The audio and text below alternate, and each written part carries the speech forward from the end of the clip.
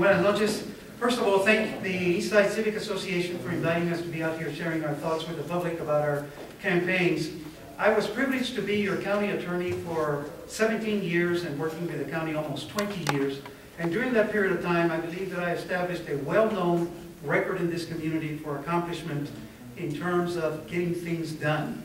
So what you want in this particular position is someone who has a track record of actually getting things done. Not just talking about them, but things that you can point to that have been done, either job creation or dealing with education issues or health issues.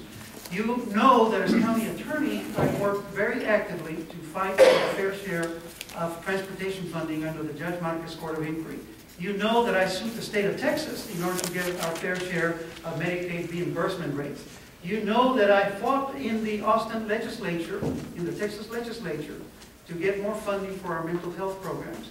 You know that I have gone after the transnational gangs like the Barrio Azteca, the Bloods in the Northeast, because of their dealings with the cartel.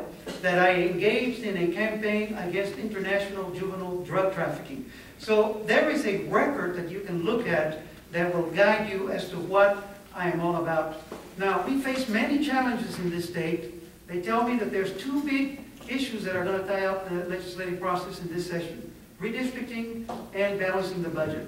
I am prepared to work on that. I have testified in Austin many times, including in 2003, when they made a lot of cuts to a lot of our health and human services program that we're expecting again this coming session. So I ask you for your support. I ask you to look at our records and the experience, especially that we both have in our respective arenas, to determine who you believe is the best candidate for this position. Thank you.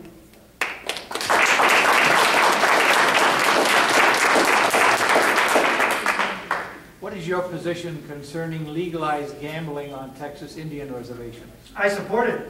I support the opening of the Tiwa Casino. I support gaming in Texas, and this is why I do that. I let the Lieutenant Governor and others know that it is irresponsible for the state to see money going over to Sunland Park, New Mexico, over to Oklahoma, over to Louisiana, when we have such great needs here in the state. The estimates are that if we legalize gambling, that it would be $2.3 billion a year. And so that is revenue that 28 other states in the union are already recouping through their gaming programs. And I don't think that the state of Texas can afford not to legalize gambling.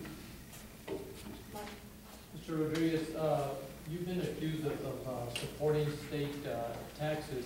Can you elaborate on those comments? Well, let me answer this way. I am interested in going to Austin to work in saving teacher jobs. I'm interested in going to Austin in addressing issues like the gentleman in the back raised about increasing the retirement or the benefits for teachers, retired teachers and others. Those are the issues that are facing this community in this state. It's not a state income tax. It's not the legalization of marijuana. It's not all these other side issues that have absolutely no meaning in the upcoming session of the legislature. It's not in my platform. I have the support, if you care to look at my campaign cards, of the Texas Business Association, of the Texas Manufacturers Association, of the Texas Realtors Association, the Apartment Association. So I say that to you because I have the support of the business community, including the Republican business community here in El Paso, if you look at my financial reports, and the support of teachers, unions, and other groups that are interested in someone who is willing to listen and look at the issues from all sides. So the issue of the state income tax is an issue that came up in a student forum where we talked about it in terms of, is that possible in this state or not? I said, you know what? I don't think it's possible. You've got to go to the legislature, you've got to change the Constitution, you've got to convince 2/3 of the House, 2/3 of the Senate, and so why are we talking about it? Now, if you ask me, academically, if you ask me whether that's something that should be looked at as a possible source of revenue down the line, I said, well, we should look at everything. Everything should be on the table. We shouldn't be so close-minded that we're not willing to consider everything that might be a viable solution to our issues confronting the state. So that's the position that I have with that.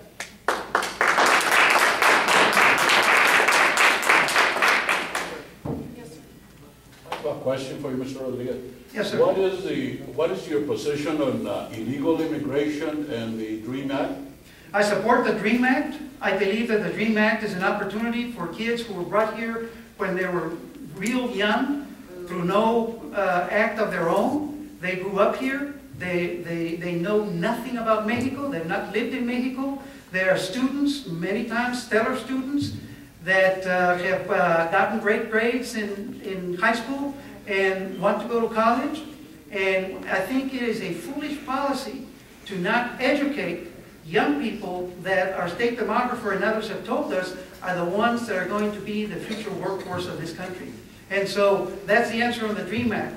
On immigration, I think that we are long overdue in enacting comprehensive immigration reform in order to legalize the people that deserve to be legalized, in order to get the guest workers and develop a work permit program for the workers that our industry demands here, and in order to have a more sane legalization system under our current visa process that right now requires family members to wait 20 years. Closing statement.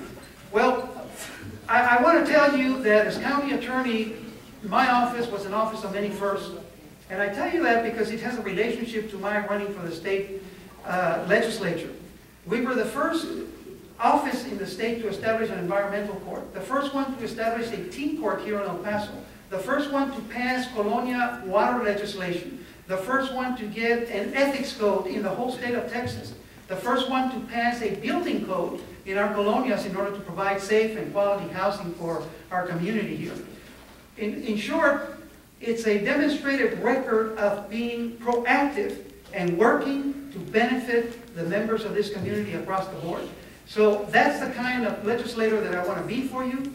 I want to continue being your strong voice in Austin, supporting this community. Thank you for your support.